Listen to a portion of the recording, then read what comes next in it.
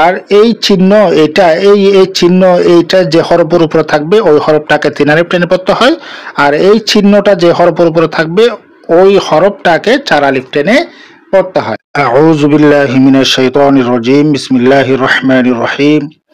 সম্মানিত সহিহ শুদ্ধ কোরআন শিক্ষার আগ্রহী ভাই বোনেরা, আসসালামু আলাইকুম ওয়া রাহমাতুল্লাহি ওয়া বারাকাতুহু। মহান আল্লাহ তাআলার অশেষ কৃপায় আমরা আরবি শিক্ষার প্রথম ধাপ নুরানি কায়দাকে 25টি খণ্ডে ভাগ করে প্রতিদিন এক খণ্ড বা পর্ব আকারে শেষ করতে পেরেছি। তাই আমরা আল্লাহ পাক রব্বুল ইজ্জতের কাছে শুকর গুজার করি, আলহামদুলিল্লাহ। আমরা যারা সবগুলো পর্বে উপস্থিত থাকতে পেরেছি তাদের জন্য আজকের ক্লাস বা পর্বটা অত্যন্ত গুরুত্বপূর্ণ ভূমিকা রাখবে বলে আমি মনে করি। আজকের ক্লাসে আমরা এক নজরে কায়দা শিক্ষা অর্থাৎ সম্পূর্ণ কায়দার গুরুত্বপূর্ণ দিকগুলো তুলে ধরা হবে ইনশাআল্লাহ। আমরা যারা শুধু আজকের ক্লাসে বা পর্বে উপস্থিত হয়েছি তাদের প্রতি অনুরোধ থাকবে সহজ কোরআন শিক্ষা ফেসবুক পেজ এবং ইউটিউব চ্যানেল থেকে 1 থেকে 25টি পর্ব আমরা দেখে আসবো ইনশাআল্লাহ, তাহলে বুঝতে সুবিধা হবে। আমরা স্ক্রিনের দিকে লক্ষ্য করি, আলিফ বা এভাবে করে ইয়া পর্যন্ত এগুলোকে বলে হরফ। 1 নম্বর পর্বে আরবি 29 হরফের সঠিক উচ্চারণগুলো বিস্তারিতভাবে আলোচনা করা হয়েছে। তাছাড়া 2 নম্বর পর্বে 29 হরফের উচ্চারণগত পার্থক্য অর্থাৎ পুর হরফ ও বারিক হরফগুলো বিস্তারিতভাবে আলোচনা করা হয়েছে। এবার দেখি মোরাক্কব বা যুক্ত হরফ। আমরা জানি 2 বা একাধিক হরফ একসাথে মিলিত হলে সেটাই মোরাক্কব তথা যুক্ত হরফ।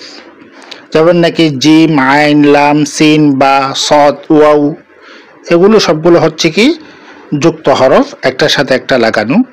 3 নম্বর পর্বে মোরাক্কব তথা যুক্ত হরফগুলো সম্পর্কে বিস্তারিত আলোচনা করা হয়েছে। এবার দেখি হুরুফে মুকাত্তাআত।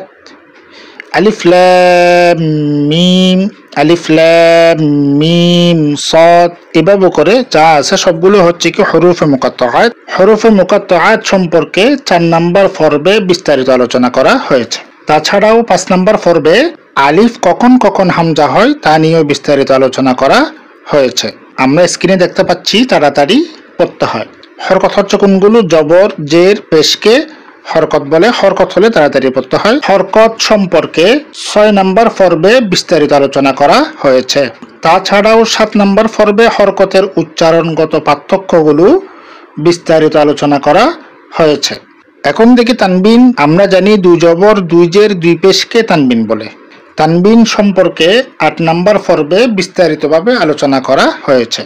তাছাড়াও 9 নম্বর পর্বে হরকত ও তানবিন দিয়ে শব্দ গঠন করে বেশ কিছু উদাহরণ নিয়ে বিস্তারিত আলোচনা করা হয়েছে। লিনের হরফ, জবরের বাম পাশে যজমালা ওয়াও, জবরের বাম পাশে যজমালা ইয়া, তাহলে এগুলো হচ্ছে লিনের হরফ। লিনের হরফ হলো তাড়াতাড়ি পড়তে হয়।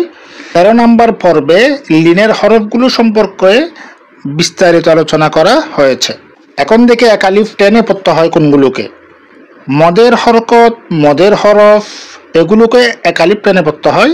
মদের হরকত, খাড়া জবর, খাড়া জের, উল্টা পেশ, এগুলোকে মদের হরকত বলে। এগুলো থাকলে এক আলিফ টেনে পড়তে হয়।